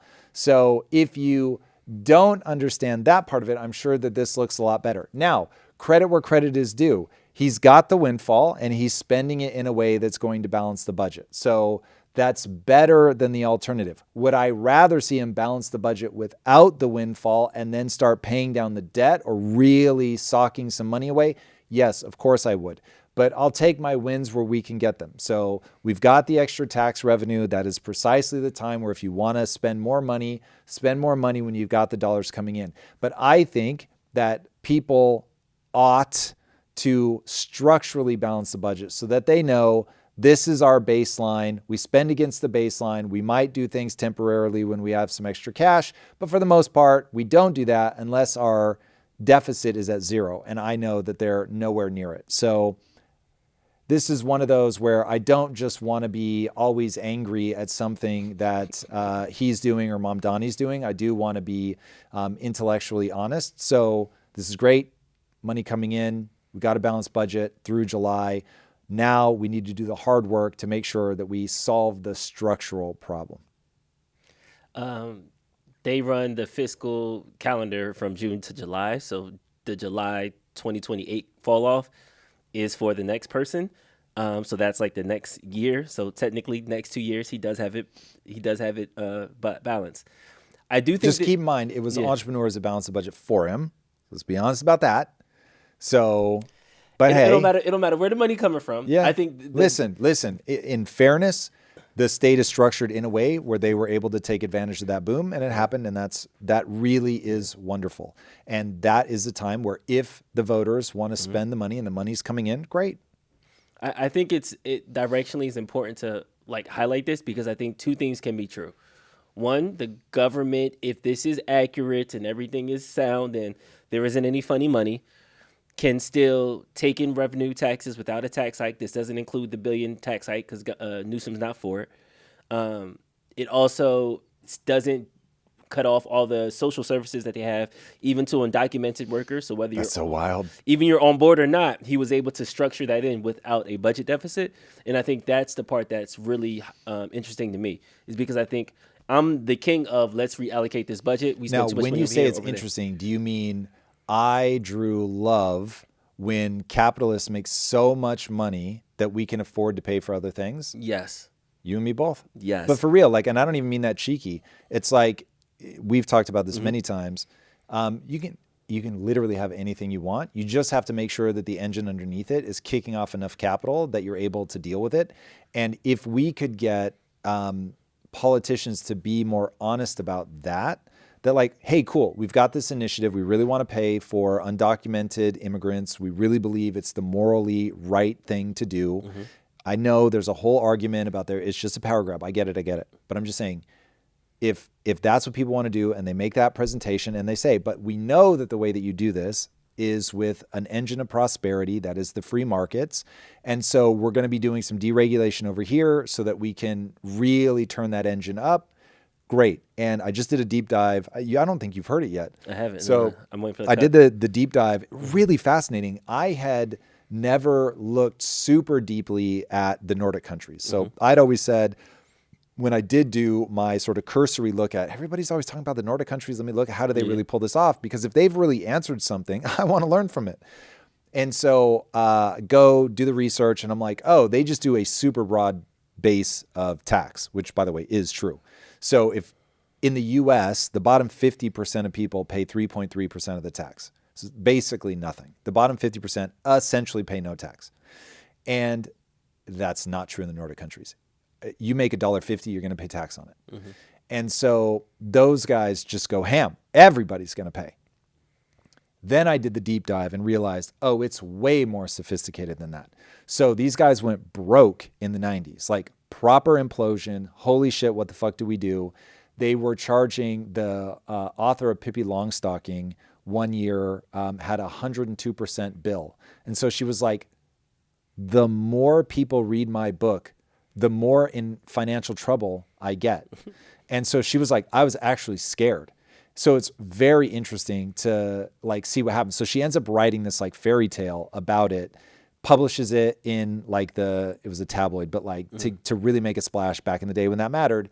And the next election, partly because of that, not solely because of that, but it so captured the like anti-tax sentiment that people were having that that government got booted out of office.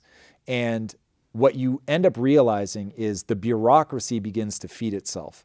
And the bureaucracy just wants to get bigger. And the bureaucracy gets to the point where they actually think your money is their money, and that any success is somehow theft or you've done something unjust or whatever. Mm-hmm. And so when you hear like the way that the bureaucrats responded to her when she pointed out how much she was being charged, it really was just like icky. And so they end up getting booted. Now, it's a fascinating story. They get booted out of office, but the incoming right-leaning party basically makes no structural changes. And so for the next 15 years, nothing really changes. And then in 90 to 93, they just collapse. And it gets to the point where they legitimately cannot pay for anything anymore. Mm-hmm. And when people like Mamdani say, we want to do the Nordic model, I didn't realize, but the Nordic countries have literally come to America and said, I quote it in the deep dive, the Prime Minister of Denmark says, he was in the US, he was like, I would like to address American legislators. You guys keep saying that we're socialist countries. You're using us as an example of how socialism works. We're not fucking socialist. He's like, we are a free market economy. Mm-hmm. And then the former prime minister of Sweden basically said the same thing and was like, oh, I'm really glad that Bernie Sanders got to go to Russia in the 80s before their entire empire collapsed under the weight of stupid policies. And the finance minister of Sweden was like, all the beliefs that we had about socialism when we were young, they're not real. They don't work. We had to go to a free market. And I was like, why does nobody talk about this? Mm-hmm. Everybody holds them up as like they're the example of cradle to grave socialism, and they are screaming as loud as they can, we're not fucking socialist. Mm-hmm. We ran the experiment. It didn't work. And so they do have a much better safety net than we have. And so then it's like they spend roughly 24% of GDP goes to social safety net. The US spends 22%. We're basically spending Nordic levels on our social safety net, but everyone is terrified.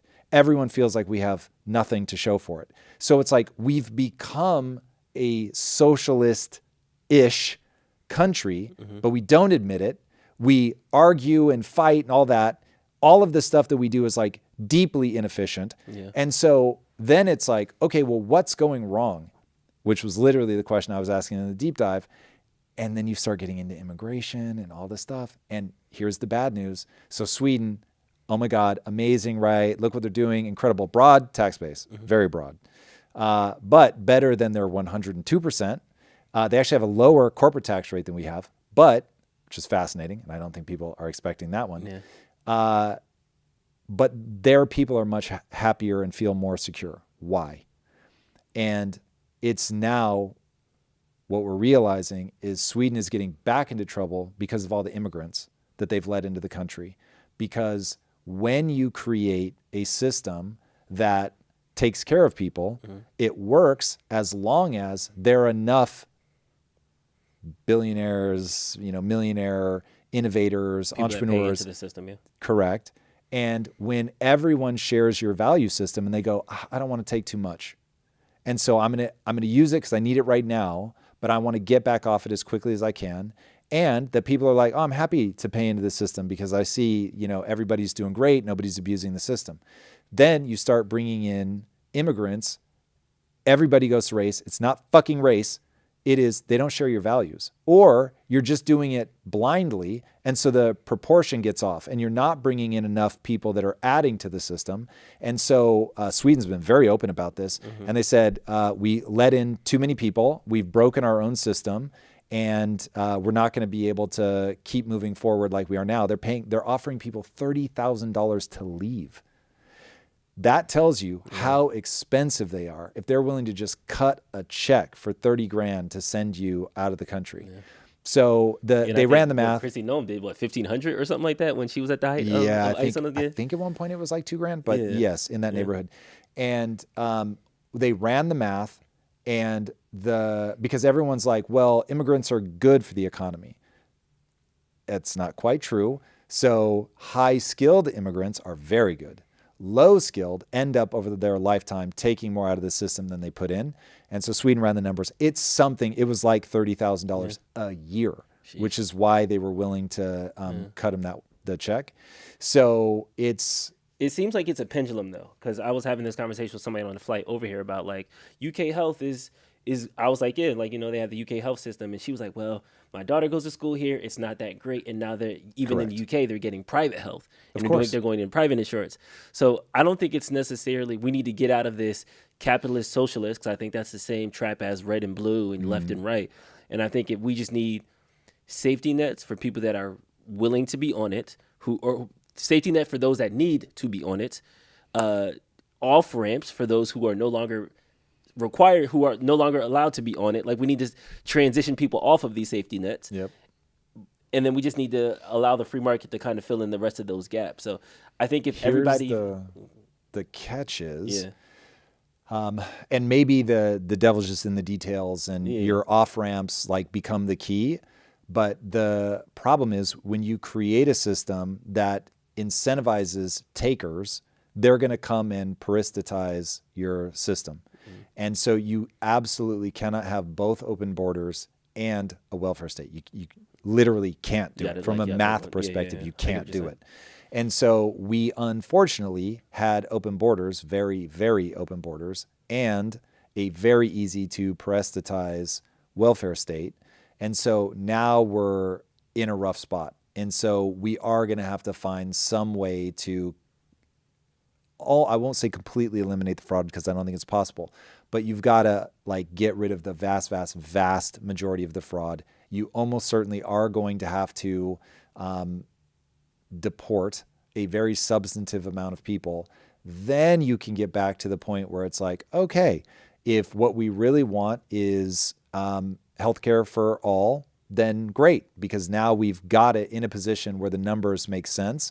But unfortunately, as you scale, the number of highly productive people doesn't scale equally with the people that will draw on the system. And so as you get bigger, it really does. I mean, I use the example of barnacles on a turtle, but it really does become that. No matter how strong and powerful the turtle is, there's just so many more barnacles that you can't tax your way out of it. And so that's where it's like the free market will not be able to get you out of this problem because the two do not scale equally. Yeah. I think there is that balance of you can't have open borders in a welfare state. And I think that is a great way to summarize it. It's not about race. It's not about empathy. It's not about, you want to have open borders, cool. Everybody can come here, but then everybody has to work. Or it's, we have to take care of those that fall behind the line, but then we can't take care of those that fall behind the line because now we're taking care of literally the globe in that way. Yeah, so and by the way, if you want to, like, okay, if you want to go back to like 1600s America and say anybody can come, all good, welcome one and all, some people are going to be starving in the streets, and literally, and the government can't step in. The government's not going to be able to help them. So now you've got to do church, local things happening that are going to go take care of people. But we have developed a mentality of it needs to happen at the level of the government. It's just not possible. Yeah. All right, let's jump to something else. This is crazy to me. You like anything but immigration? Yeah, Chris Nolan is getting killed right now for this Odyssey casting, and people are acting like Chris Nolan isn't Chris Nolan. Like, I feel like there's certain people in movies that you just don't talk about yet. Wait until the movie comes out, let it be bad, and then bash him. But like Chris Nolan, in my mind, he's like 7 for 7. Like, I haven't seen a bad Chris Nolan movie yet. I was a little weirded out by what's the one that Tenet that almost plays backwards. I had to watch it 4 times, but by the 4th time, it was genius. I just did. I was too dumb for it. I'll give you that, but I just couldn't. I was like, okay, you lost me on this one. But I agree. He is an unbelievable filmmaker. I'm going to give him a ton of latitude. I'm going to watch it and see. The one sort of pre-smoking gun that makes me nervous is the adaptation, if I can believe what people have said, because I haven't read the adaptation or done any real research on it, but the thing that people are saying about the person that did the adaptation is she was specifically trying to modernize it. She specifically referred to, I think, Odysseus as a problematic character. And so it's like, like if you think the main character, the person who's supposed to be going on this grand adventure is problematic, that's somebody who's trying to view this through a very modern lens. And so because the casting lines up with this whole idea of the modern audience, and anybody that pays attention to film criticism will know what I mean by the modern audience, the fact that she really does seem to be like championing the modern audience, the message, and the casting matches like the rules that the Academy has put in place, like you've got to have this much representation. It's like, like if he were, and people are picking up on in the trailer, like they speak with American accents, they're using colloquial phrases that people are saying it pulls you out of the fantasy. Now, I think that's something very real. And this is one of the reasons that I thought, yes, Schindler's List, but Saving Private Ryan was so brilliant, is Spielberg knew that all of us are so used to seeing World War II in black and white because that's just what the footage was, that if he didn't desaturate it, it would feel weird. And so he completely desaturated the footage. So it almost feels like that black and white footage. And so our brains go, yes, this is real, even though it's the most unreal thing ever. And so I do worry that while Nolan has reasons for what he did, that he's not being honest about the expectation. People don't have the expectation that they'll speak ancient Greek, but they certainly, and that'd be full Mel Gibson, but they do have the expectation that when you're representing something old, that you'll use proper English accents, because a English-speaking audience has been trained for 60 years that that's how people talk when you're trying to represent another culture. You never use the American accent. You never use colloquial phrases. It's always proper, like the Queen's English. And so I do think that we have just been trained that that's how you interface with a story like that if you want it to feel, mythological. So I think he might have a tough road to hoe with that one. But to your point, it's Nolan. Yeah, I think this is one of the negative externalities of social media and film is trailers are now dissected, picked apart, Easter eggs, spoilers before the movie even comes out, and we're putting too much emphasis on what we think the story should be versus what the story the director wants to tell. And everybody wants to make it Troy, and I'm the biggest Troy fan. I've read Troy's one of the inspirations of like my first script. I wrote like a 300-page like Greek gosh. It was terrible. It's a terrible script, but it was I had no idea that you were that into. I love Greek Troy. mythology as a whole, or Troy? Greek mythology as a whole, but Troy was my doorway through that. So I think people heard Chris Nolan, Homer, he's gonna make a Troy part 2, and it's like, let him tell the story, and then he'll find his lane. And I just hate when we project our expectations on a director based off of 35 seconds of footage. Like, we don't know exactly what, and it's gonna be a 3-hour movie. Like, we have no idea what that 35 seconds is. Where is this a threat flash? Like, we have no context, but we have all the breakdowns and essays, and that's the part that's like a bit frustrating in this whole thing. It's interesting. I'm super conflicted on that. I love the way social media lets you spend 6 months, a year, soaking in a movie before it comes out, talking about it, looking at every frame of the trailer, dissecting it. And when it's done in a spirit of excitement, it's so cool. However, when it's like, and I see this in the games industry all the time, they will decide that a game is bad for some reason before it comes out. And then it's just dead. And I get it.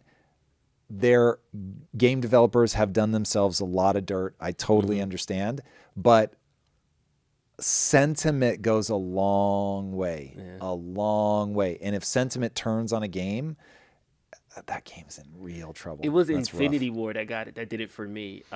When Thanos first snapped and everybody like fizzled away, somebody pulled like the contract announcement from like 3 years beforehand and was like, well, they have a 5-movie deal, so they're definitely coming back for the sequel. And it was like, I just left the theater, and that's the first thing I see on. So like the pain of like this person is dead is now like, oh, it's gone. He's gonna come back. Right. And it took that out of me, and that's what really was like, come on, God, like let it be a fantasy a little bit. I don't know.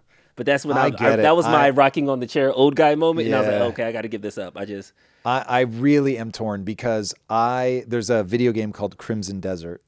I must have watched 50 videos about Crimson Desert on the build up to the release, and that made it feel like a moment in a way that it wouldn't have if I just bought it and played it and was like, oh, that was fun. It was like I had all of that context, all of people's fears and anxieties and hopes and dreams. So it's a double-edged sword. There's no doubt. Okay, so we got some. Let's do some memes. There was a couple funny things that happened on the internet. Friday funnies. A couple funny things. Do we have like British edition or? I did not. And this one is actually pretty tame. I got yelled at for a couple of my jokes from the last one. So did you really? I reworked That's it a little hilarious. bit. I really worked it. I thought this. So now you have one. I have one. I thought this was funny. We tucked him in, everybody. we made him pull back. That's sad. This person tweeted, "I will be flying to Los Angeles to illegally vote for Spencer Pratt. What are they going to do? ID me?" Yeah, I thought that was that's savage. I thought that was that good. is you got that one. Hilarious. You got that one, sir. You got that one, sir. We were just talking about this, Troy, but Brad Pitt is Elliot Page. Yeah, this is where I'm like, okay, to the Nolan thing.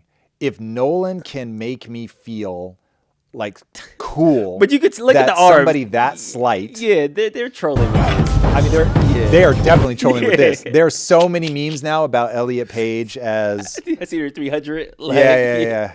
There was one, oh God, what was it? It was something. Oh man, I'm not gonna remember and it won't make it funny. But it was like something the vegan. There was John Wick. John Wick. Yeah, I mean there's so many. So yeah, that one. If he can make me a believer though, like if he can actually make me feel something like, yo, this person is cool, even though they're tiny, I will be very impressed. It's certainly possible, but like I remember there was a certain sequence in Wonder Woman. And I just thought, yo, she looks badass. So it certainly is possible. We'll see what he does. Next one. Trump has now fallen asleep on camera more than Joe Biden. Yeah, this is where if you were clowning on Biden for falling asleep and you don't have equal clown time for this one. Trump be nodded. He be out. Bro, this guy, like how he's 78. Yeah. Listen. And the funny thing is he sleep when somebody say, we could have done this without the great help of President Trump. And then he like, It's so wild. It's so wild. I would be like off camera. I was literally thinking about this the other day. I was like, would I just become a meth addict? I'd be like, guys, I'm going to have to look. Oh my God. I so feel it. I feel it. I've been that tired, man. But it's like, he's fucking old. My dog, when he hears the crinkle of a food wrapper, knocked out. I'm up. What happened? Where's it at? Where's it at? That is amazing. Yep. Yeah. Oh shit. We're falling apart over here. Cut the camera. Cut the feed. Cut the feed. Quick, we out. Nah. And last but not least, tips to save on gas. Check your tires. Reduce your speed. Avoid lots of starts and stops. Get rid of extra weight. And don't go to war just because Israel tells you to. So have a good weekend, everybody. Some tips to save on gas at the pump this weekend. That was good. All right. That's then let's round this out with some super chats. Let's do it. All right, first one we have is from Chaos Ballot. Hot take: the day the age of abundance arrives is the day that socialism becomes viable. Yeah, that sounds about right.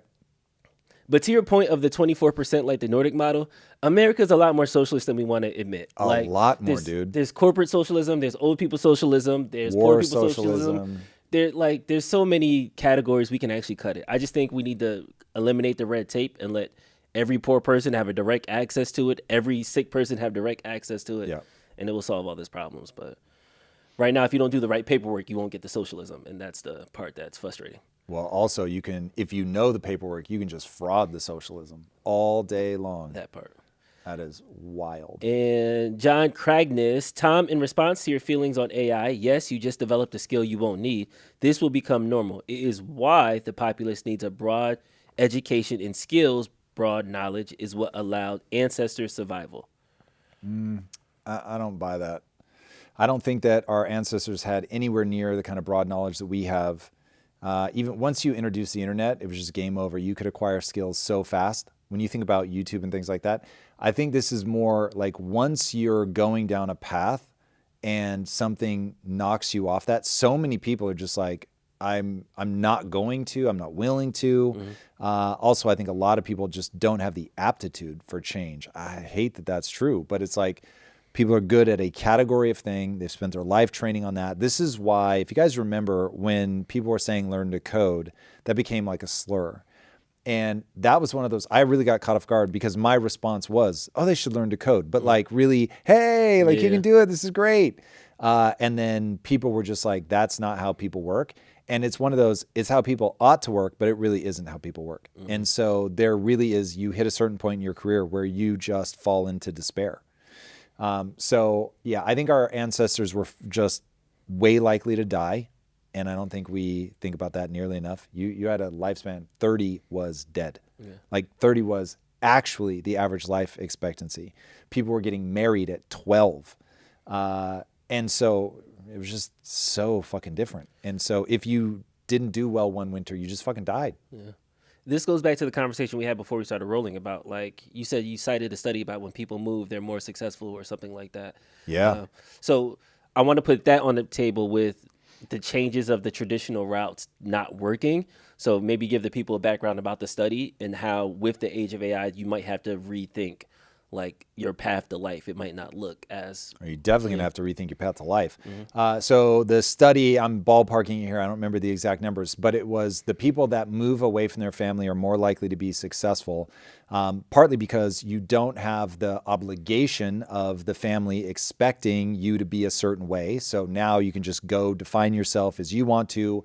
You can pursue something without other people's expectations, without time commitments. And then also, it's not as easy for them to help you and do things for you. So you have to really go your own and figure it out yourself. And I thought that was very interesting. Certainly from an anecdotal standpoint, that's true in my family. And I've seen that with a lot of people. It's the person that either because they have the gumption to move far away or by moving far away, like I was saying, they don't have the obligation and the time commitments and the expectations that they would otherwise have. But very interesting. And so, yes, AI is going to ask a very similar question, which is, as one avenue is shut to you, what do? Do you find another one, or do you throw your hands up because you're expecting to be taken care of? And the people that throw their hands up and will be expecting the government to take care of them, this is going to be a lot rockier of a road than people are like, how can I use this tool to get ahead? So it'll be two very different approaches. All right, that's all I got. All right, we're at time. We're going to be coming to you live this whole week from London, right? Yep. Let's go. All right, everybody, same bat time, same bat channel. We will see you there until, this is Friday, right? Until Monday, my friends. Have a great weekend, and we'll see you on Monday. Peace.